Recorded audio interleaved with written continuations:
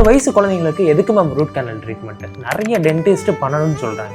6 வயசுன்றதை நம்ம பார்க்காம குழந்தைங்களுக்கு வந்து எந்த பல்லுன்றதை பார்க்கணும். இப்போ நம்ம ஃப்ரண்ட் டீத்துன்னு எடுத்துக்கிட்டோம்னா ஃப்ரண்ட் டீத்தில் இருக்க பல்லு வந்து ஒரு 5 to 6 இயர்ஸில் விழுந்துடும். அப்போ வந்து பெர்மனன்ட் டீத் முளைக்கும். அந்த பல்லில் சொத்தையாக இருக்குன்னா நம்ம ரூட் கேனல் பண்ணணும்னு அவசியம் இல்லை, நம்ம வெயிட் பண்ணலாம். இப்போ அதுக்கு பக்கத்து பல்ல கெனைன்னு சொல்லுவாங்க, அந்த பல்லு வந்து 9 to 11 இயர்ஸில் விழுகும். 6 இயர்ஸில் வந்து அந்த குழந்தைக்கு அந்த பல்லில் சொத்தை இருக்குன்னா கண்டிப்பாக அதை வந்து நம்ம ரூட் கேனல் பண்ணி காப்பாற்றணும். இன்னும் கடவா பல்லு மோலார்ஸ் வந்து 11 to 13 இயர்ஸ் வரைக்கும் அந்த பல்லு இருக்கும். அப்போ 6 வயசுலேயே அந்த குழந்தைக்கு வந்து அந்த பல்லில் சொத்தை வந்துருச்சு அப்படின்னா நம்ம இன்னும் ஒரு 6 இயர்ஸ் வந்து அந்த பல்லை நம்ம ப்ரிசர்வ் பண்ணணும். அதுக்கு முன்னாடியே சொத்தை வந்து பல்லு விழுந்துருச்சு அப்படின்னா அந்த இடத்துல ஸ்பேஸ் உருவாகும். ஸோ பின்னாடி முளைக்கக்கூடிய பெர்மனன்ட் பல்லுக்கு வந்து ஸ்பேஸ் இல்லாமல் போயிடும். இல்லைன்னா முளைச்சிச்சுன்னா கோணல் மாடலாக முளைக்கும். ஒரு சில நேரத்தில் வந்து பக்கத்தில் இருக்க பெர்மனன்ட் பல்லு வந்து முளைச்சிரும். இந்த பல்லு விழுந்துருச்சுன்னா 2 பல்லுக்கு இடையில இருக்கிற ஸ்பேஸ் வந்து க்ளோஸ் ஆகி முளைக்க முடியாமல் உள்ளேயே தங்கிரும். நம்ம இம்பாக்ஷன் சொல்லணும். இந்த மாதிரி ரீசன்ஸ்லாம் இருக்கிறனால கண்டிப்பாக மோலார்ஸ்ல வந்து சொத்தை வந்துருச்சுன்னா அதை கண்டிப்பாக நம்ம ரூட் கேனல் பண்ணி காப்பாற்றுறது தான் நல்லது. 6 வயசு ஆனாலும் ரூட் கேனல் மஸ்ட்னா அதை கண்டிப்பாக பண்ணி தான் ஆகும்.